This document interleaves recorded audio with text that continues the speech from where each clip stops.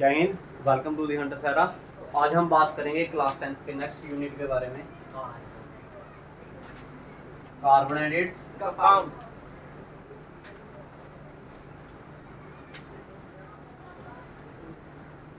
ठीक है।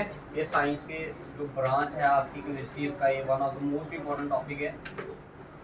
केमिस्ट्री का one of the most important unit that is carbohydrates compound. ठीक है, कार्बोहाइड्रेट्स कंपाउंड। बात करेंगे किसके बारे में? Carbohydrates compound. जैसे कि ये यूनिट का नाम ही आपको इंडिकेट कर रहा है, क्या नाम है इसका? कार्बन और उसके कंपाउंड्स। मतलब आपने पढ़ना है किसके बारे में? कार्बन के बारे में पढ़ना है, और डिफरेंट कंपाउंड जो किसकी हेल्प से बनते हैं? कार्बन की हेल्प से बनते हैं, उनके बारे में। ठीक है जी। तो देखिए, अब आप मेरे को बताइए, आपने कोई कार्बन की चीज देखी है?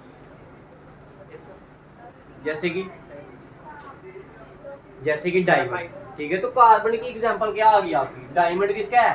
कार्बन का ही तो बना होता है। ठीक है, हाँ, एलोट्रॉप ऑफ कार्बन है। ठीक है। लकड़ी, वुड जो होती है, उसमें भी क्या होता है? कार्बन होता है। आप पेट्रोल यूज कर रहे हो, उसमें भी क्या है? कार्बन ही तो है। ठीक है। आप कार्बोहाइड्रेट्स खा रहे हो, चावल खा रहे हो, कार्बोहाइड्रेट्स होते हैं ना उसमें, C6H12O6, ये किसका फार्मूला है? ग्लूकोज का। ठीक है। और C22 वाला किसका आ जाएगा आपका? जब कार्बोहाइड्रेट्स की बात, ये ग्लूकोज है, ये क्या है? ग्लूकोज। खाने में क्या होता है? ग्लूकोज होता है ना आपका, ग्लूकोज की मात्रा होती है ना, तो ये भी किसका है? कार्बन है ना इसमें। तो भाई आप LPG का यूज कर रहे हो, ठीक है, उसमें भी क्या है? कार्बन है। डीजल यूज कर रहे हो, उसमें भी क्या है? कार्बन है। ठीक है। और सोप यूज कर रहे हो, सोप यूज करते हो नहीं, साबुन, डिटर्जेंट यूज करते हो नहीं, ठीक है, ये सारी की सारी चीजें किसकी बनी हुई है? कार्बन की बनी हुई है। इवन की some drugs are also of carbon. भाई कोई भी दवाई खाते हो नहीं आप, जैसे आते हैं ना कि कोई दवाई खाओ आप, तो आपको ऐसे थोड़ा थोड़ा क्या आने लग पड़ता है? अब लेजीनेस आने लग पड़ती है, सुस्ती पड़ने लग पड़ती है दवाई खाकर। मतलब कि आपको उस दवाई में कुछ ऐसी चीज होती है जिससे आपको क्या होती है? लेजीनेस आती है। और हर दवाई में थोड़ा या मैक्सिमम जो जितनी भी ड्रग्स होते हैं ना, उनमें अल्कोहल की मात्रा होती है। क्या होती है? अल्कोहल की मात्रा होती है। किसकी मात्रा होती है? अल्कोहल की मात्रा होगी। अगर शराब की मात्रा होगी, शराब किसकी बनी है? ये भी तो कार्बन ही है, C2H5OH। ये सारी के सारी चीजें किसकी हैं? कार्बन की बनी हुई है। किसकी बनी हुई है? कार्बन की बनी हुई है। किसकी बनी है? कार्बन। और ड्रिंक करते हो, वाइन पीते हो, जो शराब वगैरह पीते हैं, वो भी किसकी है? कार्बन ही तो है। ठीक है। आप कोल्ड ड्रिंक पी रहे हो, ठीक है, स्प्राइट पी रहे हो, ठीक है, कोको कोला पी रहे हो, और different type of cold drink आप क्या कर रहे हो? ठीक है, पी रहे हो नहीं, ड्रिंक कर रहे हो, ठीक है, तो वो सारी की सारी क्या हैं? कार्बोनेट्स तो हैं। क्या है वो सारे के सारे? कार्बोनेट्स। ठीक है। आपके एटमॉस्फेयर में भी क्या है? कार्बन डाइऑक्साइड गैस है ना। अब जो आपको जितना भी खाना मिलता है, किससे मिलता है? प्लांट से मिलता है। किससे मिलता है? प्लांट से। या फिर आप किससे मिलता है? एनिमल से। अगर मैं बात करूं प्लांट की, तो प्लांट जो अपना खाना बनाता है, वो किसकी हेल्प से बनाता है?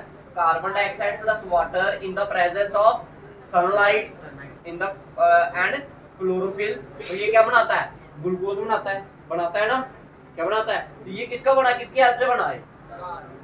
कार्बन की हेल्प से बना ना। तो भाई कार्बन हमारे इर्द गिर्द सभी जगह क्या है? कार्बन ही क्या है?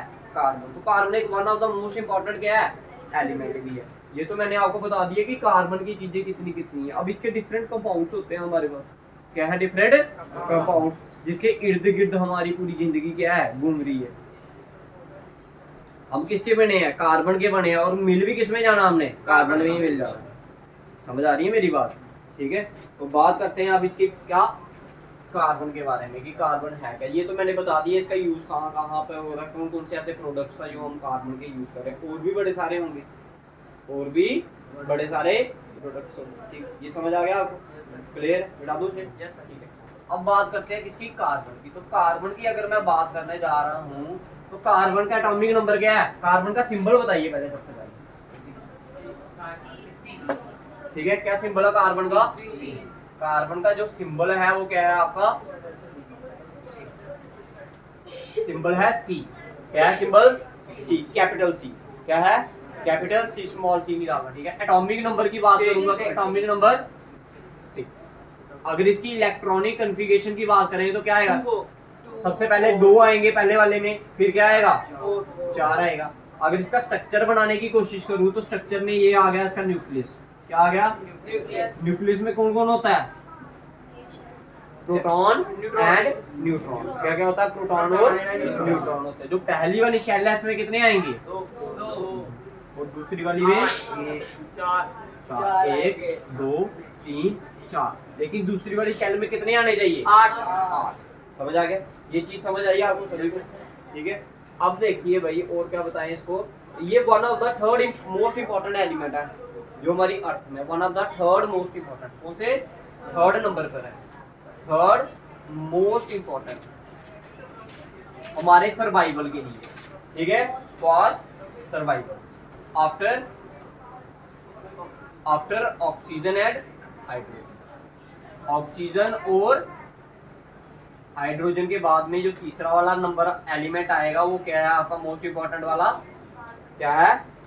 कार्बन। कौन सा है? कार्बन है। समझ आया इधर तक सभी को? ये हमारे जो अर्थ क्रस्ट है उसमें कितने परसेंट है? अर्थ क्रस्ट में है ये 0.02%। अर्थ क्रस्ट में कितनी मात्रा है इसकी? कार्बन की। कार्बन की जो मात्रा है वो है 0.02। क्लियर है?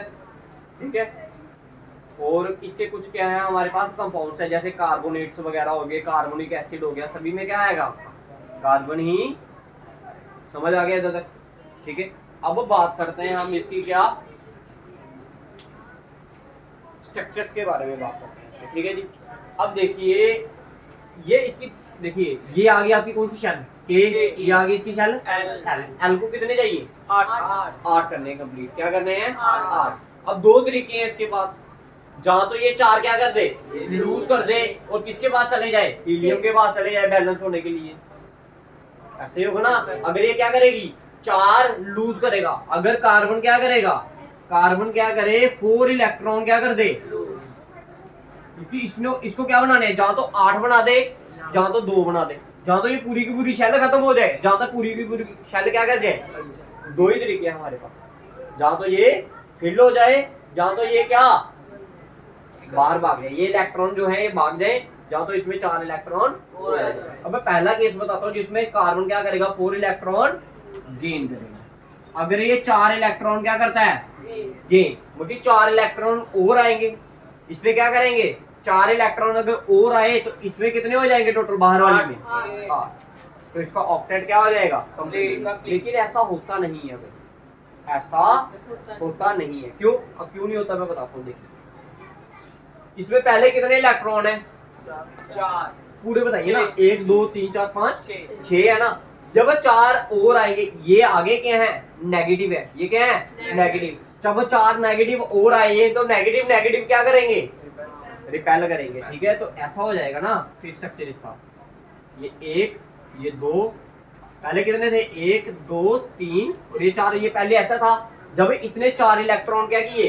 गेन किए। जब 4 गेन करेगा तो ये 5 6 7 और ये 8। जब 4 इसने क्या किए? गेन किए, तो भाई जो 6 इलेक्ट्रॉन ऑलरेडी यहाँ पर थे, 4 जब और आएंगे तो एक दूसरे के साथ क्या करेंगे? रिपेल करेंगे। तो भाई जब रिपेल करेंगे वो स्टेबल नहीं रह पाएंगे, वो स्टेबल नहीं रह पाएंगे। तो दैट मीन अगर ये 4 इलेक्ट्रॉन गेन करता तो इसके ऊपर चार्ज क्या आता? 4 माइनस। समझ आ गया? समझ आ गया? -4 ठीक है। बट ऐसा हो नहीं पाता, ऐसा हो नहीं पाता। क्यों नहीं हो पाता? अगर पेपर में पूछा जाए why carbon can not gain 4 electron, because आपने बोला है देयर ऑलरेडी एग्जिस्ट कितने electron? 6 electron. So electrons are already negative charge. When 4 more electron are added there, when 4 more electron क्या added there, there is a force of repulsion between them, so due to which carbon cannot be stable, जिसके कारण carbon क्या नहीं रह पाएगा? Stable नहीं रह पाएगा। पहली कंडीशन समझ आई। अब तो चलो ये हो गया कि इसने 4 गेन नहीं किए, चलो ऐसा कर देते हैं इसके 4 लूज करवा देते हैं। क्या करवा देते हैं? 4 इलेक्ट्रॉन लूज करवाते हैं। तो देखिए अगर कार्बन क्या करेगा? 4 इलेक्ट्रॉन को क्या कर देगा? 4 इलेक्ट्रॉन क्या करेगा? लूज करेगा। लेकिन हो ऐसा भी नहीं पाता, ऐसे भी नहीं हो पाता, ठीक है, गेन भी नहीं कर पाता और ना ही लूज पर। अगर ये लूज करता तो इसमें चार्ज क्या था, C4+4। मैंने बताया ना, जो लूज करता है उसमें पॉजिटिव जो आ जाता है, जो गेन करता है उसके ऊपर नेगेटिव। अब देखिए ये चार क्यों नहीं लूज कर पाता भाई, देखिए 4 इलेक्ट्रॉन को लूज करने के लिए जो एनर्जी चाहिए ना, वो उतनी एनर्जी इसमें है नहीं। अब देखो ना, अगर कोई क्या कर रहा है, इलेक्ट्रॉन को क्या कर रहा है, अपने में से बाहर निकाल रहा है, अपने में से कोई चीज मेरे साथ चिपकी हुई है भाई, अगर मैंने उसको बाहर निकालना है ऐसे करके फेंक कर, ठीक है, तो क्या उसको जो उठा, मतलब इसको जो फोर्स लगेगी नहीं, जितनी फोर्स चाहिए उसको बाहर निकालने के लिए, इतनी एनर्जी इसमें है नहीं, तो इसलिए ये 4 इलेक्ट्रॉन क्या नहीं कर पाता, लूज भी नहीं कर पाता। अब ना ही ये गेन कर रहा है, ना ही ये लूज कर रहा है, तो ना ही ये गेन किया इसने, ना ही इसने क्या किया, तो भाई फिर ये जो आपके साथ ये जो बॉन्ड बनाएगा अदर एटम्स के साथ, वो कौन से बॉन्ड बनाएगा, बाय शेयरिंग ऑफ इलेक्ट्रॉन।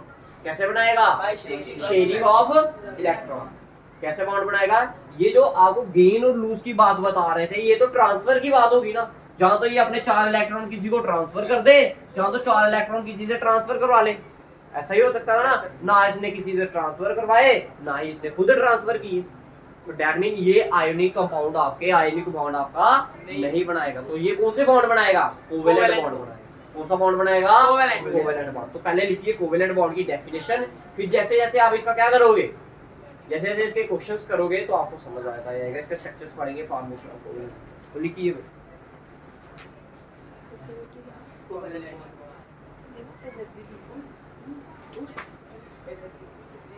देखो, a chemical bond, covalent bond की डेफिनेशन लिखिए, मिटा दो इसे। देखो, a chemical bond,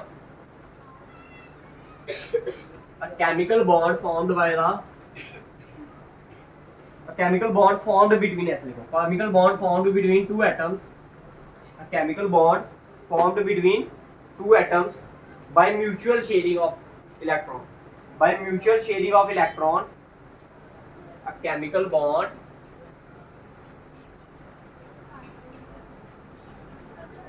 formed between two atoms by mutual sharing of electrons between two atoms। तो भाई इसमें क्या होता है, जो आयोनिक बॉन्ड था उसमें क्या होती थी, शेयरिंग, सॉरी ट्रांसफर होते थे, क्या होते थे, ट्रांसफर। लेकिन इसमें क्या होगा, शेयरिंग। लिखो, इसका इधर तक लिख लिया, सो दैट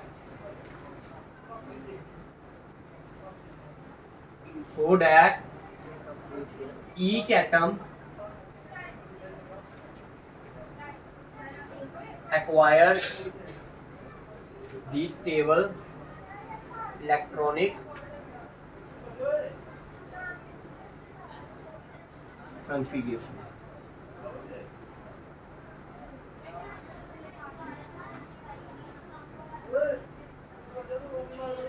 ठीक है जी, to the nearest noble gas।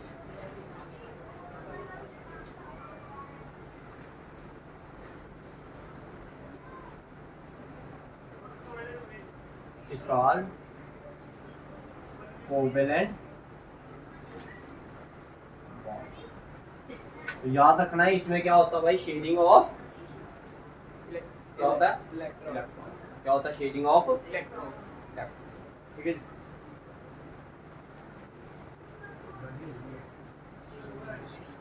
इसके बाद एक डेफिनेशन वो लिखिए कोवैलेंसी की, डेफिनेशन लिखिए कोवैलेंसी।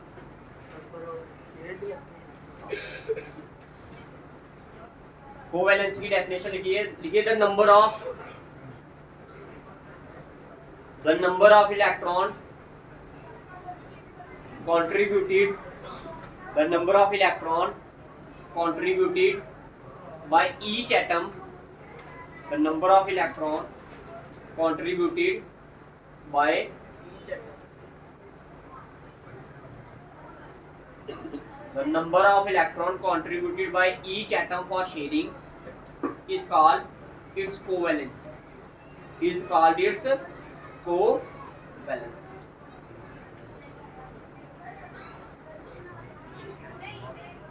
हो गया, यस सर। इसके बाद डेफिनेशन एक वो लिखिए, देखो compound found by sharing of electron. देखो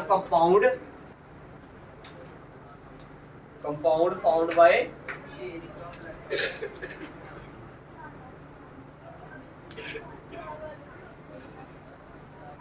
शेयरिंग ऑफ इलेक्ट्रॉन। ऐसे कंपाउंड जो कैसे बनते हैं, शेयरिंग ऑफ इलेक्ट्रॉन से बनते हैं, उसे हम क्या बोलते हैं, कोवेलेंट।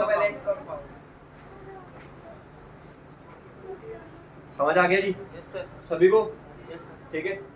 अब बात करें कार्बन की। जैसे मैंने आपको कार्बन की क्या बताया आपको कि कार्बन के आउटर मोस्ट में कितने होते हैं, 4। तो जब आप लिखते हो तो उसमें लिखने में भी कैसे लिखते हो आप, ऐसे करके। समझ आया? समझ आया सभी को? पक्का? Yes sir. ठीक है, ठीक है। इसको बोलते हैं टेट्रा कोवेलेंट। कार्बन की लिखो, कार्बन इज नोन है, कार्बन की जो कोवेलेंसी उसे हम क्या बोलते हैं, कार्बन इज टेट्रावेलेंट। क्या बोलते हैं कार्बन को? कार्बन को क्या बोलते हैं, कार्बन इज टेट्रा। टेट्रा का मतलब होता है 4। कार्बन इज टेट्रा कोवेलेंट या टेट्रावेलेंट। कार्बन इज कोवेलेंट नहीं टेट्रावेलेंट। टेट्रा का मतलब होता है 4, वैलेंट का मतलब वैलेंसी। कार्बन की जो कोवैलेंसी है वो कितनी है, 4, क्योंकि इसको कितने इलेक्ट्रॉन चाहिए कंप्लीट होने के लिए, 4 चाहिए। ठीक है जी, समझ आ गया भाई सभी को? अब इसके डिफरेंट क्या करेंगे, हम कंपाउंड्स के बारे में स्टडी करेंगे और क्या करेंगे, इनके स्ट्रक्चर।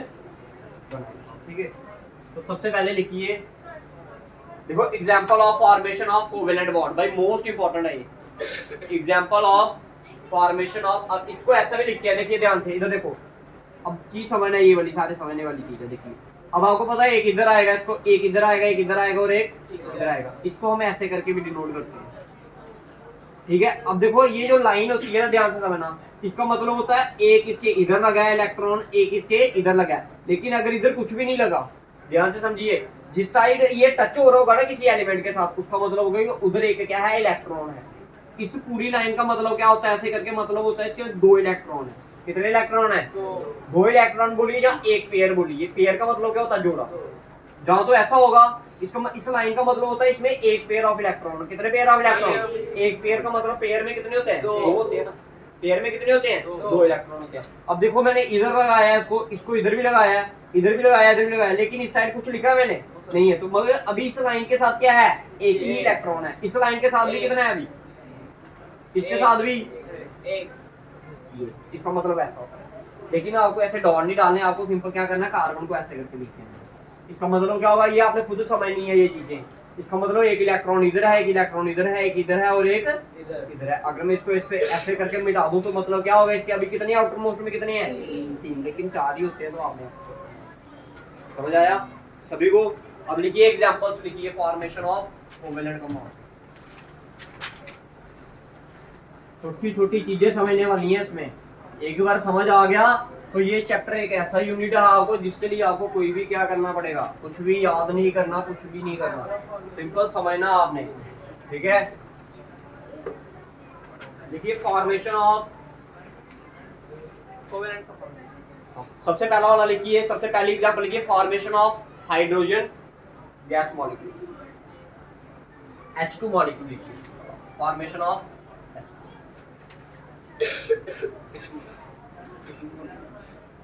अच्छा देखिए H2 मॉलिक्यूल्स बोला है ना, ध्यान से समझना, इधर समझिए। अब पहले पढ़ने के लिए टाइम दिया जाएगा। पहले मैंने क्या लिखा है, H2। तो H कितने हैं इसमें, 2।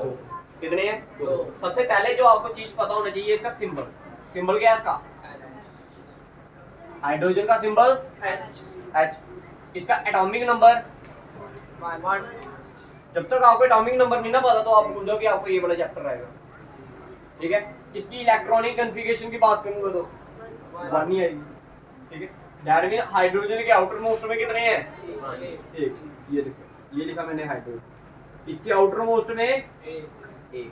अब 2 हाइड्रोजन थे ना, इसके आउटर मोस्ट में भी कितने, 1। इस हाइड्रोजन की बात करें, इसको बैलेंस होने के लिए अभी और कितने चाहिए, 1। क्योंकि ये देखो ना, जो पहली वाली शेल होती है, जैसे ये हाइड्रोजन का अगर मैं ऐसे करके स्ट्रक्चर बनाऊं, क्या करूं, ऐसे करके अगर इसका स्ट्रक्चर बनाया जाए, ठीक है, तो इसके आउटर मोस्ट में कितने हैं, कितने हैं, एक ही है ना, तो इस पहले वाले में कितने आने चाहिए मगर कितने होते हैं? 2। अभी चाहिए कितने इसको? एक और चाहिए। अब ये एक क्या करेगा, ये ना ही लूज कर पाता है इसको ना ही ये पर। अब ये क्या करेगा, इसके साथ क्या कर लेगा, ये पेयर कर लेगा, शेयर कर लिया। क्या कर लिया? अब ये क्या हो गया, बैलेंस हो गया। ये वाला हाइड्रोजन क्या हो गया, बैलेंस। लेकिन ये वाला हुआ नहीं हुआ। इसके पास भी कितने हैं, एक ही है। अब ये क्या करेगा, इससे शेयर करेगा। ये दोनों ने क्या कर लिया, शेयर कर लिया।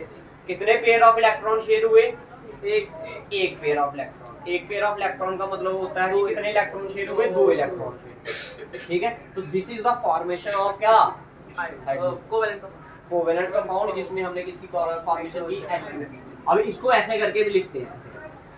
अब इसका मतलब क्या होगा इस लाइन का, इसका अब ये इधर से भी जुड़ी है किसी एलिमेंट के साथ और इधर से भी, मतलब ये एक इलेक्ट्रॉन इसके इधर है, एक इलेक्ट्रॉन इसके उतारिए भाई पहला वाला, फॉर्मेशन ऑफ H2। चलो अभी रुक जाओ, रुक जाओ, बाद में।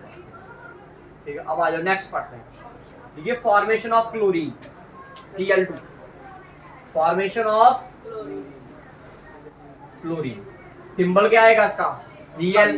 Atomic number 7। इसकी इलेक्ट्रॉनिक कॉन्फ़िगरेशन 287। पहले वाले में आएंगे 2, पता है ना सभी को 2 आते हैं, दूसरे वाले में 8। कितने हो गए, 8 और 2 10। टोटल कितने हैं ये 17। तो और कितने रह गए, 7। होने कितने चाहिए इधर, 8। अब इसको कितना चाहिए बैलेंस होने के लिए। अब अगर मैं इसका स्ट्रक्चर बनाऊं, आपको पता है ये जो बैलेंस हो जाता है उसको तो हम लिखते ही नहीं। हम जो ये इस हाइड्रोजन के बाहर मैंने ये लिखा, ये क्या लिखा, outermost electron, outermost shell में जो इलेक्ट्रॉन है वो वाले लिखे। अब इधर देखिए आउटर मोस्ट में कितने हैं इसके, ये लिख दिए मैंने क्लोरीन। क्लोरीन के आउटर मोस्ट में 2 3 4 5 6 और ये 2 क्लोरीन मॉलिक्यूल्स है ना, इधर भी कितने आएंगे, 1 2 3 4 5 6 और ये 7। समझ आया सभी को, सभी को समझ आया। अब अगर इस क्लोरीन को बैलेंस होना तो इसको कितने चाहिए, एक चाहिए। तो एक क्या कर देगी, इससे बेचारी मांग लेगी ये क्लोरीन। इसने क्या कर लिया, इससे मांग लिया, तो शेयर कर लिया इससे। ये क्या हो गया, ये वाला क्लोरीन कितने हो गए, देखो ये 7 ये थे, एक ये हो गया, कितने हो गए, 8। अब इस क्लोरीन को कितने पास है, इसके पास 7 चाहिए, कितने 8। इसको भी बैलेंस होने के लिए ये क्या कर देगा, इससे शेयर कर देगा। क्लियर है, तो ये स्ट्रक्चर कैसा बन जाएगा आपको बताइए, समझ आया। इसकी तो कोई वैलेंसी नहीं, कोवैलेंसी ट्रांसफर हुई हुए, देखो जब किसी के पास ट्रांसफर, ना ही इसने लूज किए ना ही इसने, इन्होंने क्या किया, शेयर किए एक दूसरे के साथ। भाई जो आप पॉजिटिव और नेगेटिव की बात करते हो ना, वो कब होते हैं, जब वो ट्रांसफर करेगा। ठीक है, जब वो क्या करेगा, ट्रांसफर करेगा, तब वो आपका पॉजिटिव और नेगेटिव है। क्लियर है, नेक्स्ट चलते हैं। Formation of oxygen molecules, O2 molecule. किसके मॉलिक्यूल की बात करेंगे अब, O2। अच्छा, atomic number of oxygen, atomic number कितना होता है ऑक्सीजन का, ऑक्सीजन का एटॉमिक नंबर। इलेक्ट्रॉनिक कॉन्फ़िगरेशन की बात करूंगे तो पहले वाले में 2 टोटल होते हैं 8, पहले वाले में 2 आगे, दूसरी वाली शेल में कितने आएंगे, दैट इज की में 2, एल में कितने 6, लेकिन एल में होने कितने चाहिए 8। अभी और होने और कितने चाहिए इसको, 2 चाहिए। तो अगर मैं लिखूं ये ऑक्सीजन है आपका, ये 1 ये 2 ये 3 ये 4 ये 5 और ये 6, ये तो इसके आउटर मोस्ट वाले आ गए। ऑक्सीजन के मॉलिक्यूल कितने लिखवाए मैंने, 2, तो ये 2 आ गए। देखिए इधर ये 1 ये 2 ये 3 ये 4 ये 5 और ये 6।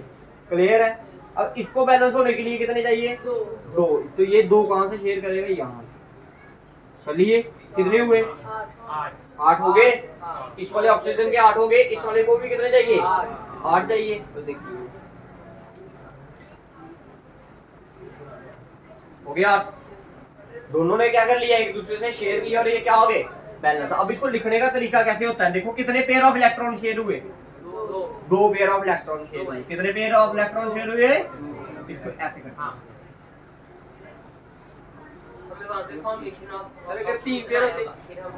बोलता give the formation of hydrogen. तो पहले आपने सबसे पहले लिखना है सिंबल इज ऑक्सीजन, ठीक है, ओ लिख देना है। फिर उसका एटॉमिक नंबर लिखना है, इलेक्ट्रॉनिक कन्फिगरेशन लिखनी है। ये आप इंग्लिश में खुद भी लिख सकते हो। क्या लिखोगे इंग्लिश में आप देखो, ये खुद भी बना सकते हो। आप बोल सकते हो oxygen has in the outermost shell of electron there are 6 electron. To complete इस octet oxygen needs 2 more electron. So oxygen share 2 electron with another oxygen. उसके बाद ये स्ट्रक्चर बना देना बस। सही लिखना तो थोड़ा लिखोगे तो क्या बन जाता है कि अच्छा लग जाता है। बाकी यही मेन जो चीज है, समझाने वाली चीज जो है वो ये। क्लियर है? सभी को समझ आया? उठा लिया ये यस सुल्तान। ऊपर।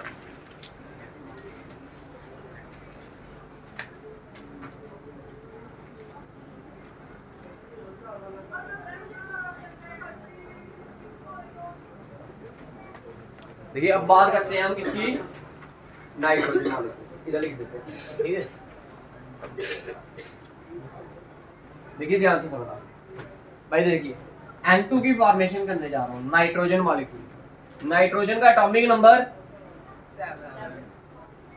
नंबर 7। इलेक्ट्रॉनिक कन्फिगरेशन की बात करेंगे तो क्या आएगा, पहले वाले में 2 फिर 5। इसके आउटर मोस्ट में कितने हैं, 5। अब इसको बैलेंस होने के लिए कितने चाहिए, 3 चाहिए। अगर मैंने लिखा है इधर क्या, नाइट्रोजन, ये आ गया एक मॉलिक्यूल, ये आ गया दूसरा मॉलिक्यूल, ये आ गया तीसरा, चौथा और ये फिर एक मॉलिक्यूल और है, 1 2 3 4 और ये 5। इसको अगर बैलेंस होना तो कितने चाहिए इसको, 3। तो इसने क्या किया, यहाँ से लिए इसके 3, तो ये क्या हो गया, बैलेंस। इसने भी क्या किया, इसके यहाँ से लिए और ये क्या हो गया, बैलेंस। तो कितने इलेक्ट्रॉन के पेयर शेयर हुए, 3। तो भाई ये आ गया आपका, समझ आ गया। अब इसका निचोड़ समझाता हूं मैं आपको। देखिए अगर single pair of electron share हुए, if there is a sharing of single pair of electron, then the covalent bond is known as single covalent bond. देखिए डेफिनेशन, देखो if there is a sharing of single pair of electron, if there is a sharing of single pair of electron between 2 atoms, then it is known as single bond। Single bond बोलते हैं या फिर single covalent bond, ठीक है।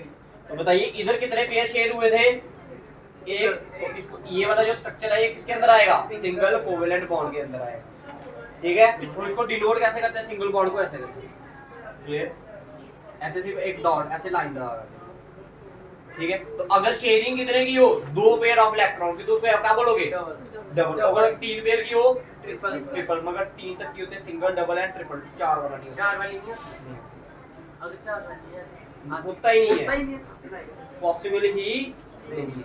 अच्छा देखिए इधर oxygen किसके अंदर आएगा फिर, डबल बॉन्ड के अंदर, और नाइट्रोजन ट्रिपल। समझ, इसे कैसे लिखेंगे, वही सेम डेफिनेशन। इफ द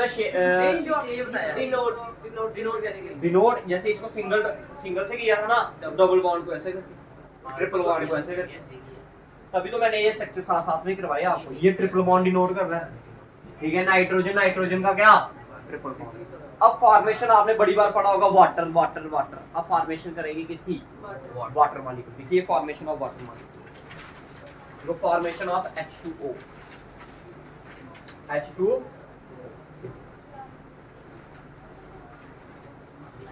अच्छा देखो H2O फॉर्मेशन ऑफ वाटर बोला ना मैंने, क्या बोला, फॉर्मेशन ऑफ वाटर। तो इसमें क्या क्या सिंबल आ रहे हैं, एक H आ रहा है और एक क्या आ रहा है, ऑक्सीजन आ रहा है। Atomic number of hydrogen is 1।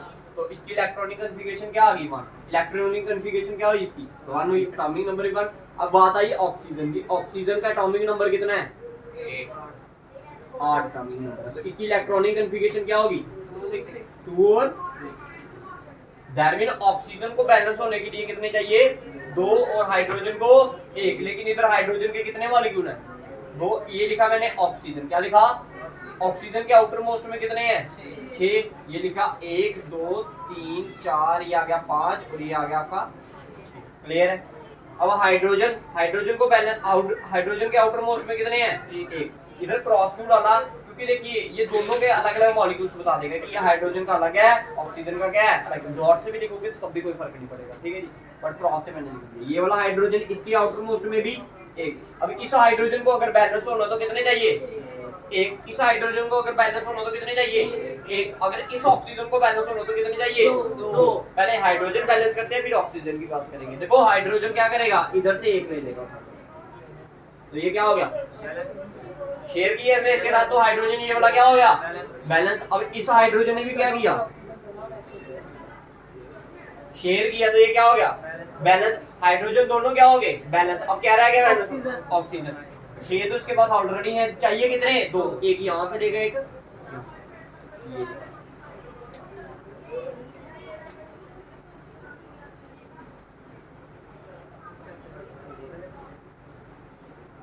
ये सारे के सारे क्या हो गए? बैलेंस हो गए। अगर अब इसको लिखना होगा तो इसको लिखते कैसे हैं? ऑक्सीजन ने इस वाले हाइड्रोजन के साथ कितने पेयर ऑफ इलेक्ट्रॉन शेयर किए? एक सिंगल पेयर किया ना, लेकिन इधर ये एक ही है ना, तो ये क्या आएगा? इधर से ऐसे करके इधर से ऐसे, ये आ गया आपका हाइड्रोजन का वाटर का स्ट्रक्चर आ गया। इसको वाटर को इससे भी लिखोगे तो तब भी इसका मतलब क्या होगा? H2O। ऑक्सीजन है तो दो की है, ऑक्सीजन ही दो की है। मगर कि ये अलग अलग हाइड्रोजन के साथ है ना, सेम वाले के साथ तो नहीं किए। अगर दोनों के दोनों इसके साथ करता तो तब होती ना बात, लेकिन इसके आउटर में इसको चाहिए ही एक, तो इसने इसके साथ एक किया। तो मैंने बोला इस ऑक्सीजन ने क्या किया? इस वाले हाइड्रोजन के साथ क्या किया? एक। और इस वाले के साथ भी कितने किए? एक। समझ आया? फिर हमने ऑक्सीजन को सेंटर में क्यों लिखा? तो हाइड्रोजन को लिख दे सेंटर, कोई बात। हाइड्रोजन कैसे करेंगे सेंटर? फिर तेरे को थोड़ी डायग्राम तेरी अटपटी हो जाएगी बस।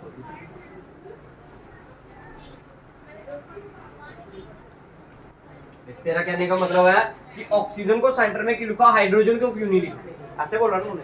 ये ले हाइड्रोजन लिख दिया मैंने। अब बता ऑक्सीजन कहाँ लिखूंगा? जहां तू बोलेगा उधर ही लिख देंगे। बोल कहाँ लिखना? इधर, ठीक है।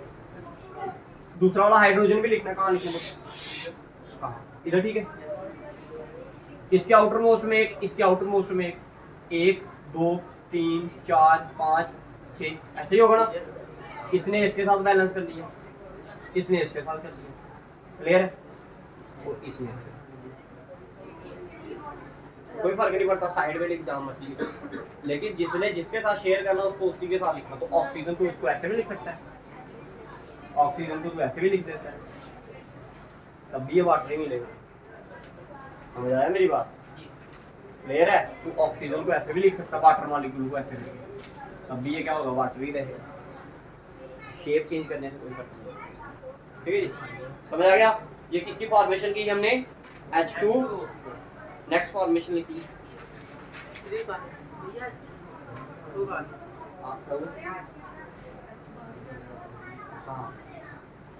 इसी फॉर्म में क्या चाहिए? इलेक्ट्रॉन चाहिए। अच्छा इसमें, हाँ ले रहा है कार्बन डाइऑक्साइड। हाँ करिए, फॉर्मेशन करिए आप कार्बन डाइऑक्साइड की फॉर्मेशन करिए, CO2 करिए फॉर्मेशन। देखिए आपको आती है या नहीं आती है फॉर्मेशन इसकी करना, पहले आप करिए फिर उसके बाद हम करेंगे भाई। और मेरी बात याद रखो भाई सारे, जब आप कार्बन डाइऑक्साइड लिखते हो तो ऐसे मत लिखा करोगे, ठीक है? ऐसे करके लिखते हैं बच्चे कुछ, ऑक्सीजन को छोटा कर देते हैं, तो एक कोबाल्ट बन गया भाई आपका। क्या बन गया? तो भाई जो जैसा सिंबल है, जैसा फॉर्मूला, उसको वैसा ही लिखिए, ठीक है? अगर ऐसा करके नहीं लिखोगे तो ये ऐसा लिखोगे तो ये क्या है? कोबाल्ट है भाई, ये तो फार्मूला ही नहीं कोई भी। ये होता है ऑक्सीजन, जितना कार्बन बड़ा उतना ही ऑक्सीजन बड़ा होना चाहिए। करिए को कार्बन की फॉर्मेशन करिए, कार्बन डाइऑक्साइड की फॉर्मेशन।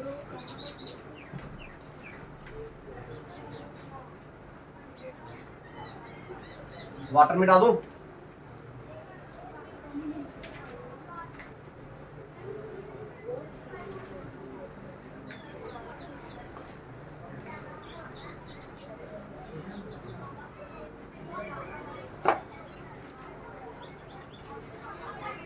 शाबाश शाबाश, करिए जल्दी करिए।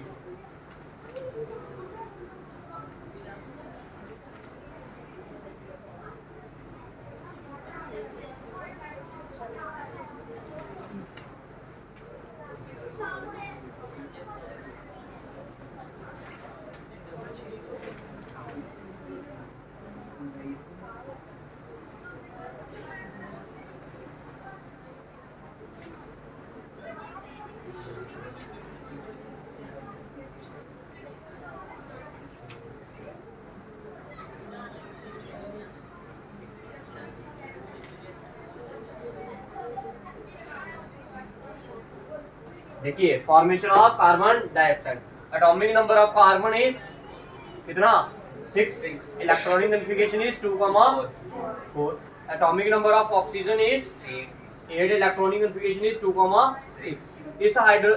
इस कार्बन को चाहिए कितने बैलेंस होने के लिए, कितने 4 चाहिए, कितने चाहिए 4। इसके आउटर मोस्ट में भी कितने हैं 4 ही हैं, तो ये मैंने लिख दिया। इसके आउटर मोस्ट में बाद में लिखते हैं। ऑक्सीजन के देखो ये आ गया ऑक्सीजन 1, ये आ गया दूसरा ऑक्सीजन। इसके आउटर मोस्ट में कितने ऑक्सीजन के 2 3 4 कितने 6 है ना, तो ये आ गया 5 और ये 6, 1 2 3 4 5 और ये 6। कार्बन के आउटर मोस्ट में 4 1 2 3 4। इस कार्बन की अगर मैं इस ऑक्सीजन की अगर बात करें, पहले ऑक्सीजन को बैलेंस होने के लिए कितने चाहिए 2, तो ये लो 2 इसने इधर से ले लिया। ये वाला ऑक्सीजन बैलेंस, इसका ऑक्सीजन को कितनी चाहिए, ये दोनों क्या हो गए बैलेंस हो गए, क्या हो गए बैलेंस हो गए दोनों, ठीक है। अब इस कार्बन को कितने चाहिए टोटल 4 और चाहिए, 4 तो इसके पास ऑलरेडी है, 4 क्या चाहिए इसको और, तो 2 इधर से ले लिए इसने, 2 इधर से ले लिए।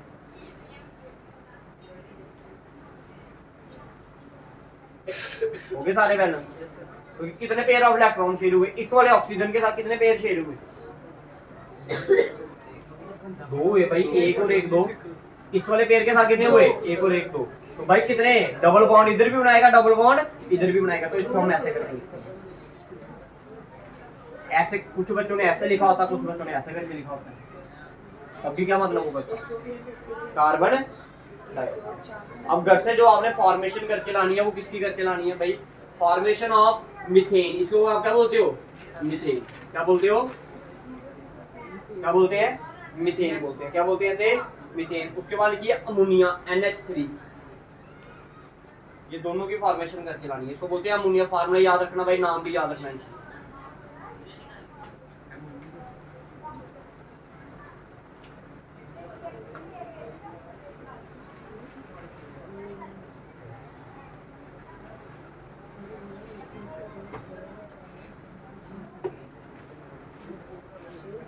फिर एक ये फॉर्मेशन करके लाओ CCl4, CCl4, इसकी फॉर्मेशन भी करके लानी है।